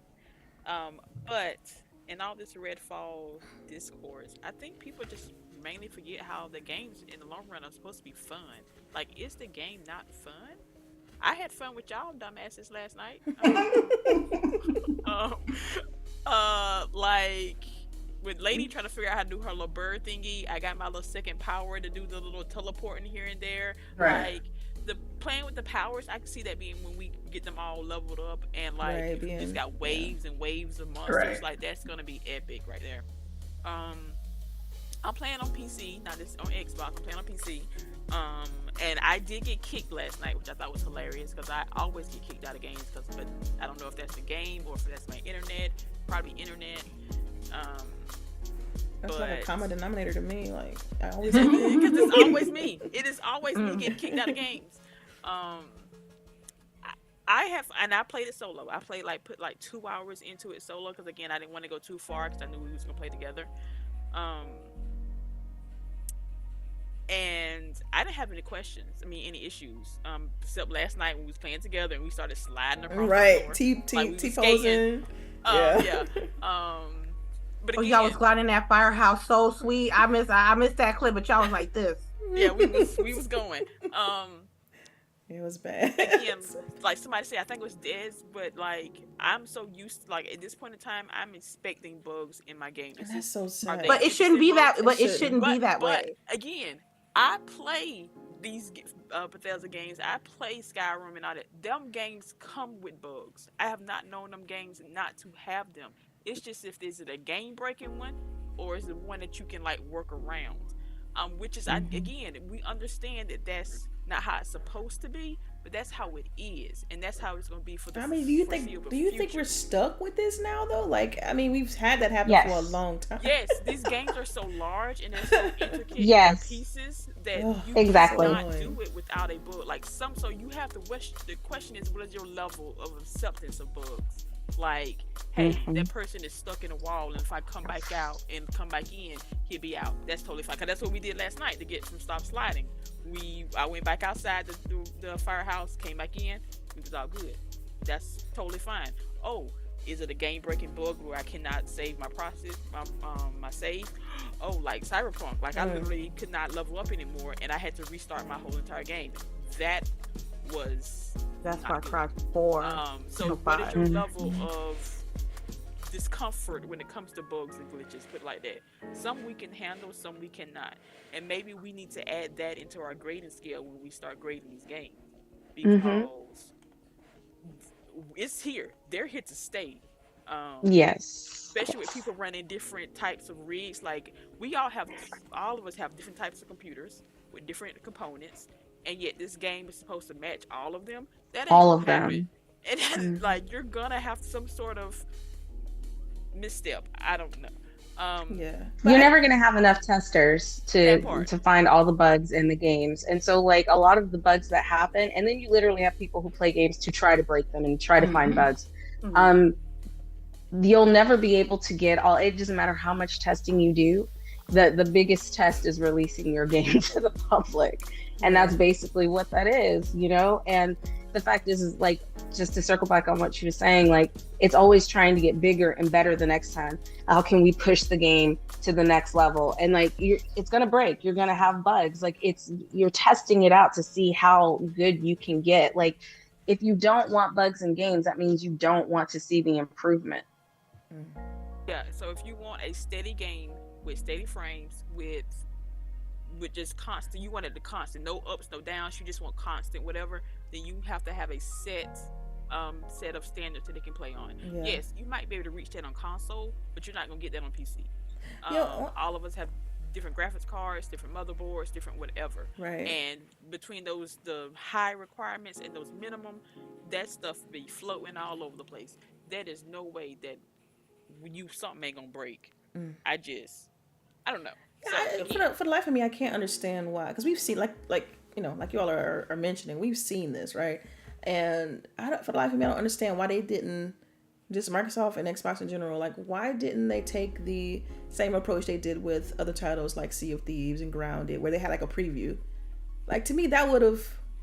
Yeah, like if this had come out in what's the name first? Right, like not preview. Early access. Yeah. Thank you. Like what's I the Compulsion Games one that did that? I know they're talking about but they did the same thing what they did with Sea of Thieves, and it was another title they did that with too. Yeah, I feel Grounded. like this would have been a good content. The same way, yeah, this would have been a good early access title. Early yeah. access. But Like, then I they would think. have gave away the story too, though. Oh, that's right. I keep forgetting that. Well, they could have released it in like chapters if they had set the game up properly. They could have released they could have added chapters to the game in early access. Some games do that where they don't release story. I mean, like in most MMOs, like you play through one part of the story, then you have to wait a little bit for them to add the next story. They could have done that. I don't know. Those are decisions that like the marketing team and like the not so much the investors, but the market. Just from understanding it on the back end, they release games trying to guess the best amount of money they can make. But then also sometimes they have games that they just test stuff out on to see how it's going to like be gauged by the public. And it almost feels like Redfall was one of those things, because there's so many things they could have done better that like I feel like they would have been able to accomplish that they just didn't. Right. So one of the things we talked about was the trailer that they released. People got so hyped with that trailer that like then when they saw the game, they were like, wait a minute. This is different. It doesn't even. Yeah. And then like I'll listen to a few other podcasts of people who went to the preview event. You know, they sent a lot of industry insiders to industry influencers, social and media. Is it social media? That's what you call them?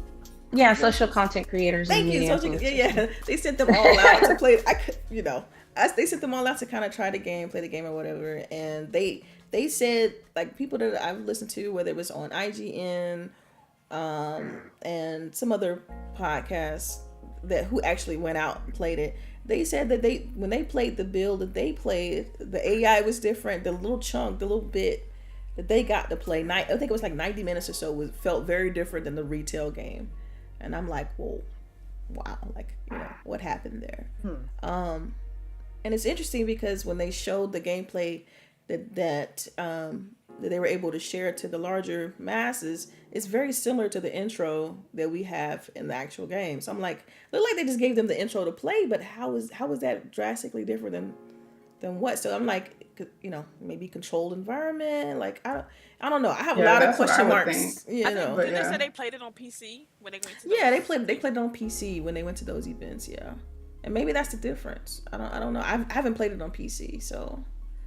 That's what I'm playing. I didn't have any problem. I didn't, because when I was playing, because again, I lurk on Twitter, and so I saw the photographs that they said that they couldn't make out. Yeah. Like the sinks, the flooring, like the little pictures and stuff, like it was all blurry, and I'm like, I had that last night on my Xbox. Yeah. So you had it on Xbox? Yeah.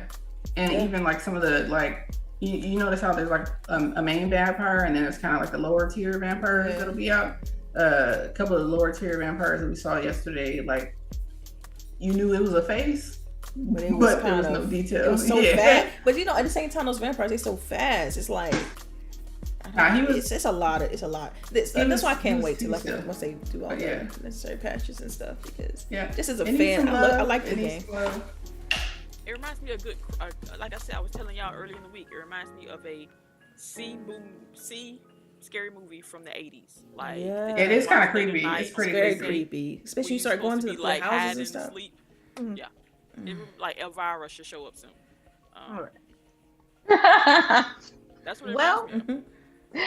And the moral of the story is, if you have the game coming on Game Pass, play it before you pay full price, and don't let outside influences, make your judgment on what games you play. Because I feel like for us, we talk about games, right? So I always feel like it's kind of I don't know what the word I'm looking for, but it's funny that we tell people not to listen to what other people's opinions are about games, but I think that that's what I'm saying. That's the funny part. But it's like, you can't really. Well, no, because I think that for us, that I would never tell you specifically to buy a game based off of my opinion. I don't put out videos that say this game is good because I say so, which I think a lot of people have fallen into. Like, and then when they get the backlash, right, because they've told all these people to play a game based off their opinion, now they're ready to flip tables and shit because now they done told people when they get attacked, I completely agree with you, LBOOGIE, but there be some people that I'd be like, you gotta be honest. If it's mid, if it's trash, if it has bugs in it, and somebody asks you, hey, should I get it? You gotta be legit with it. And with some people, with some influencers, they want to get on the bandwagon hype, but when the shit goes south, it's quiet as church on a Sunday morning after I just left the club. Because when the backlash from Redfall came, the people who were hyping it up 2-3 weeks ago was quiet as a mouse, and I don't understand it. I don't like the flip flop. Hold that L with pride, We said that earlier. There's a double standard. We kind of alluded to the fact that there's a double standard. We all know what it is. I mean, I feel like we've mentioned this in the past, and we've seen it on other shows. Other people have mentioned it too. That there's a whole thing. It's just a thing, right? Like, and it's nothing. It's hard to explain it. It's hard to understand it, but it kind of is what it is. You got to roll with the punches, and I think until that perception and stigma changes, this is what we're going to get with every mid to mediocre type of situation that happens when it's surrounding all right. Also, you should buy a game because you like it, not because somebody else says they like it. Like, stop listening to you can listen to other people, but take it with a grain of salt. Like, if and in the end, you cannot blame somebody else for you spending money on something that you decided that you wanted to purchase. Right. And I think that's part of the problem. Like, you want to sit there and be like, I spent $100 on this because like they said it was good, but you spent $100 on it. Like, you did that. You made that choice. So I don't know. Don't charge it to the game. Charge it to the game. The actual I had game. fun with Midnight Suns. Had fun with Gotham Knights. And people are still ragging on those games. I'm still hoping for DLC for Gotham Knights, y'all. Good luck. That game was so good. We need more case files. Yeah. It was good. All right. Well, I'm gonna let y'all know. I'm gonna make another character on Redfall for like anybody that want to play with me. I got my solo character. I got the GWG character, and I got the random multiplayer character. If y'all want to play with bugs and all, you know where I'll be at. All right. And I guess that concludes our show. I appreciate everybody that came through and chatted with us. Des, thank you so much for coming through. Oh, thanks for having me on. And I loved all the things that you said today and the way you were saying them. And we really do appreciate you having here. We're gonna do our outros right now. So if you would like, you can do your outros, whatever you're promoting, whatever you want to endorse, and put it out there to the world. This is your time to shine. Thank you. Guys, please go follow Dames for Games on all social media platforms. It's Dames for Games, like it's happening in June. You can also follow me at DMBC32 on Twitter. That's where I'm the most active. You can find me on if you find me on Instagram, then like I'll give you a prize because my name on Instagram is not the same. And my Instagram is just personal, me being silly and everything like that. But yeah, and also like go support some causes for Black women, for people of color, for just women in general. Go support some LGBTQ events because like we as a community just need to come together more. You know what I'm saying? And stop all this like toxicity and all the bullshit, really. So yeah, that's it. That's it from me. Thank you guys for having me on. This was great. All right. No, I'm sorry. I'm looking at the wrong screen. CHAREECE. Go on, CHAREECE. All right, everybody. It's your girl CHAREECE here. Thank y'all for coming through. Thank you, Des, for coming to the show today. Greatly appreciate it. This is my first time interacting with you, but hopefully it will not be the last. Right? Yeah. But yes, y'all. It's weekend. Tell somebody you love them. Go get your hot meal. You know, spend time with your families or your found family, whichever one floats your boat. But yes, we'll see you next week. Y'all have a good day. All right, LBOOGIE.